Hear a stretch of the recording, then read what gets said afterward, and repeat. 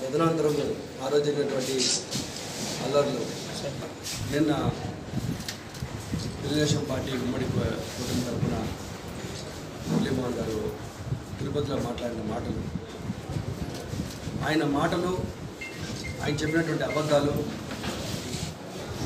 ప్రజలకి దానికి ఆయన చెప్పినటువంటి అబద్ధాలు ఏవైతే ఉన్నాయో అవి మళ్ళీ ప్రజల ముందుకు తీసుకొని వెళ్ళి దాన్ని ఖండిస్తూ వాస్తవాలు ఏం జరిగింది, క్షేత్రస్థాయిలో ఏ విధంగా దాడులు జరిగాయి అనేది మీ ద్వారా ప్రజలకు తెలియజేయాలని చెప్పి ఈ యొక్క సమావేశం పట్టడం జరిగింది.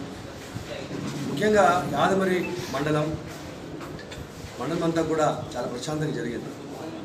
ఎన్నికలు పొద్దున్న నుంచి కూడా జరుగుతున్నటువంటి ఎన్నికల పోలింగ్ సార్లు చూస్తే చాలా స్పష్టంగా వైఎస్ఆర్ కాంగ్రెస్ పార్టీకి అనుకూలంగా, వైఎస్ఆర్ కాంగ్రెస్ పార్టీ మీద ప్రేమతో అక్కాజీలందరూ కూడా పోలింగ్కి ఓటెత్తడం జరిగింది. ధనంజయ రెడ్డి గారు వైస్ చెప్పి చైర్మన్, జనరల్ ఏజెంట్. ఈరోజు జనరల్ ఏజెంట్ అన్న తర్వాత ప్రతి బూత్కి వెళ్ళి ఓటింగ్ సార్లు కానీ అక్కడ ఏదైనా సమస్యలు ఉన్నాయనేది జనరల్ ఏజెంట్ యొక్క పని చూస్తాడు. కంపల్సరీగా ప్రతి బూత్లోకి వెళ్ళాలి, ఏం జరుగుతోంది, అక్కడ ఏదైనా సమస్యలు ఉన్నాయా, ఈవీఎం ప్రాబ్లం ఏమైనా ఉందా, లేదా ఏది అనేది అనే యొక్క ఎన్నికల జరుగుతున్నటువంటి దాన్ని ప్రత్యక్షంగా చూడడానికి జనరల్ ఏజెంట్ ఉంటారు.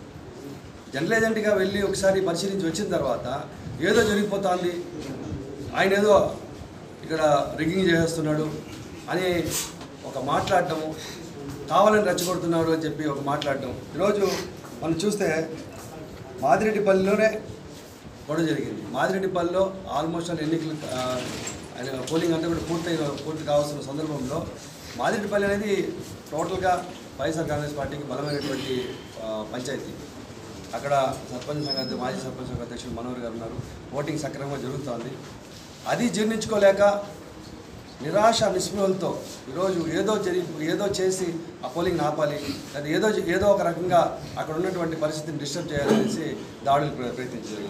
నేను స్పష్టంగా చెప్తున్నాను, అక్కడ ఉన్నటువంటి మనిషికి చక్కగా దెబ్బలు తగిలాయి, తల పగలు కొట్టారు, రాయితో కొట్టి తల పగలు కొట్టారు, చక్కగా అతను హాస్పిటల్కి వెళ్ళి కూర్చోవడం, కుట్లేసుకోవడం, ఇవన్నీ దాడులు జరిగిన తర్వాత కూడా వీళ్ళు ఏం చెప్తున్నారంటే ఆత్మరక్షణ, మేము కొడితే దెబ్బలు తినాలా, లేకపోతే పోలీసులు ఎఫ్ఐఆర్ మా మీద పెట్టేస్తున్నారు, మా మీద కేసులు పెడుతున్నారు. అంటే ఎవరి మీద దాడి చేస్తే దెబ్బ తగిలిన వాడు పోలీస్ స్టేషన్కి వెళ్తే ఏం చేస్తారండి, ఎఫ్ఐఆర్ఏ పెడతారు, ఏం జరిగిందో విచారిస్తారు.